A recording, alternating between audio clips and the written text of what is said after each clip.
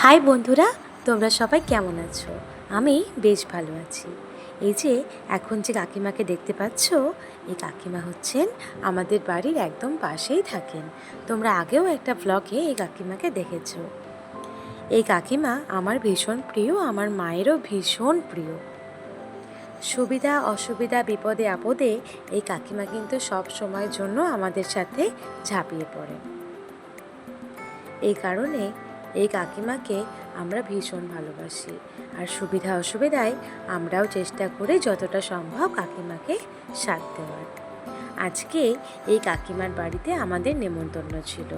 সকাল সকাল কাকিমা এসে আমাদের জন্য গরম গরম ম্যাগি নিয়ে এসেছিল, আর দুপুরে এই যে নিজে হাতে তৈরি করে নিয়েছিল বিরিয়ানি। বিরিয়ানিটা খেতে জাস্ট ফাটাফাটি হয়েছিল, এতটা সুন্দর হয়েছিল যে যতটাই বলবো কম হয়ে যাবে। আমরা তো সবাই ভীষণ মজা করে দুপুরবেলায় লাঞ্চটা কমপ্লিট করেছিলাম। তারপরে কিছুক্ষণ রেস্ট নিয়ে তারপরে সন্ধ্যার দিকে এই যে গুল্লু সোনা আর মিষ্টি সোনাকে নিয়ে বেরু বেরু করতে চলে গিয়েছিলাম বাইরে। চলো তাহলে দেখে নিই আমরা কোথায় বেরু বেরু করতে গিয়েছিলাম। আমাদের বাড়ি হচ্ছে চাকদা কালুর মোড়ের পাশে। তোমাদের যাদের যাদের বাড়ি চাকদা কালুর মোড়ের কাছাকাছি তাদেরকে আর বলে দিতে হবে না আলাদা করে যে আমরা যে দোকানে গিয়েছিলাম সেই দোকানটি কোথায়। এটা হচ্ছে আমাদের বাড়ির পাশে ভীষণ স্পেশাল একটা সিঙাড়ার দোকান, যার নাম হচ্ছে স্পেশাল সিঙাড়া কর্নার।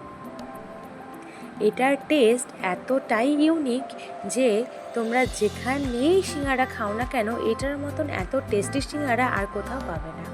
এরপরে আমরা চলে গিয়েছিলাম আরেক কাকিমার বাড়ি।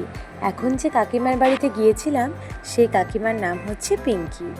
এত সুন্দর সাজানো গোছানো চারিটা দিক, যেদিকেই তাকাচ্ছি সত্যি বলতে একদম চোখটা মুগ্ধ হয়ে যাচ্ছে। এত সুন্দর করে সাজিয়ে গুছিয়েও যে কেউ ঘর রাখতে পারে, না দেখলে বিশ্বাস করা যায় না। এরপরে আমরা আবার চলে এসেছিলাম আমাদের পাশের বাড়ির যে কাকিমা সুনিতা কাকির বাড়িতে।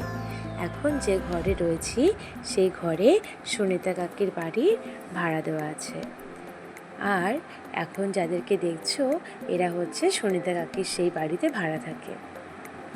সত্যি বলছি, মানুষের ব্যবহার যে এতটাও অমায়িক হতে পারে সেটা এদের সাথে না মিশলে একদমই বোঝা যাবে না।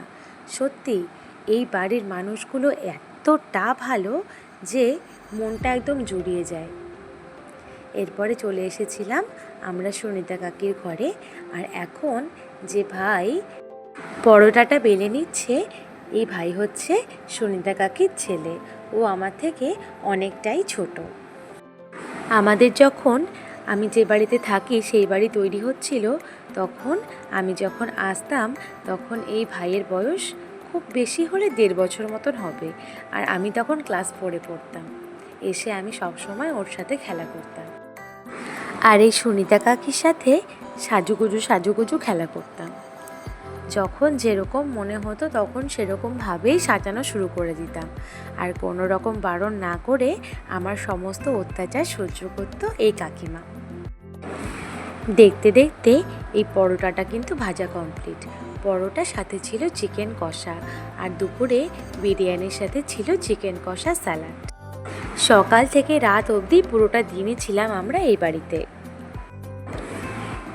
আমরা যে বাড়িতে এসেছি সেই বাড়িতে এত হোমিওপ্যাথির ওষুধ দেখে তোমরা নিশ্চয়ই ভাবছো যে এত হোমিওপ্যাথির ওষুধ এই বাড়িতে কেন রয়েছে। আসলে এই বাড়ির যে কাকিমা তিনি কিন্তু ছোটোখাটো একজন ডক্টর বলতে পারো। আসলে বিষয়টা হচ্ছে এই বাড়ির যিনি কাকু ছিলেন তিনি ছিলেন একজন হোমিওপ্যাথিক ডক্টর। উনি অত্যন্ত ভালো মানের একজন চিকিৎসক ছিলেন, এবং ওনার কাছে সত্যি বলতে প্রচুর রোগী আসতো। অত্যন্ত বিশ্বস্ত এবং চিকিৎসাও কিন্তু ভীষণ ভালো করতেন।